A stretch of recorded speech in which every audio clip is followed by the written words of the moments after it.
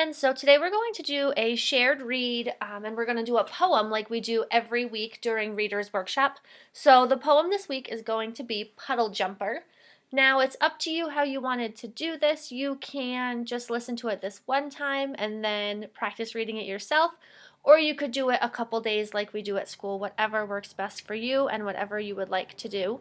But remember, when you're reading poetry, it is always a great idea to read it, I'd say, at least 2 or 3 times to really practice your fluency, because poems lend themselves to fluent reading because of the way they flow together. And make sure you read in phrases and pay attention to punctuation. So this is called Puddle Jumper. I'm going to read it like we usually do. So I'm going to read a line and then I want you to repeat the line. So we're going to echo read. Umbrella in my hand, rain boots on my feet, mud in the puddles, splashing is a treat.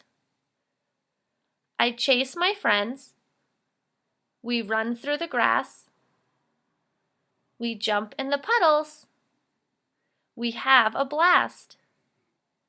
We try to stay dry, but playing is fun.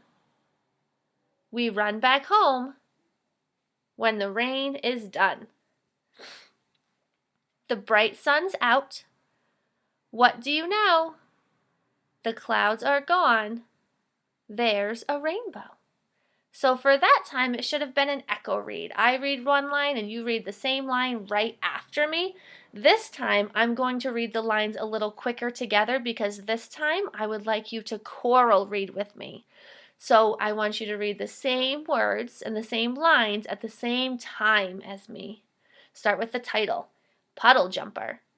Umbrella in my hand, rain boots on my feet, mud in the puddles, splashing is a treat. I chase my friends, we run through the grass, we jump in the puddles, we have a blast. We try to stay dry, but playing is fun. We run back home when the rain is done. The bright sun's out, what do you know? The clouds are gone, there's a rainbow. So this next time, when you read it independently, I just want to point out a couple of things to you. Now, this poem has lots of punctuation. We have periods and commas and question marks and exclamation points.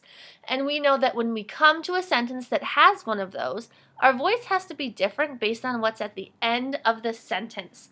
So if you go to this line right here, we try to stay dry, there's a comma. So that's going to be a quick little pause. And same with this, we run back home, comma. So it's a quick little pause. It's not as long as a period, but stop and take a breath. And then this line, we have a blast, as well as, but playing is fun, and there's a rainbow, all have exclamation points. Now remember, an exclamation point does not mean you yell when you read. You are just making your voice more excited, and you're going to emphasize the end of that sentence. So it would be, we have a blast, but playing is fun. There's a rainbow. So I didn't yell, but my voice definitely went up at the end.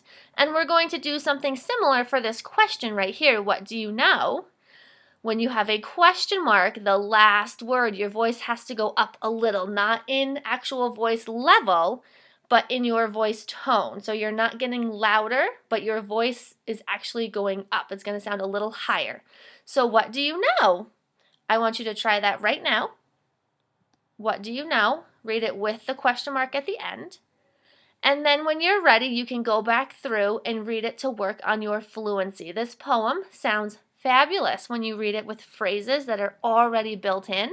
So see if you can go through and find the phrases that sound right to you, and you can practice reading this all week. Enjoy, friends!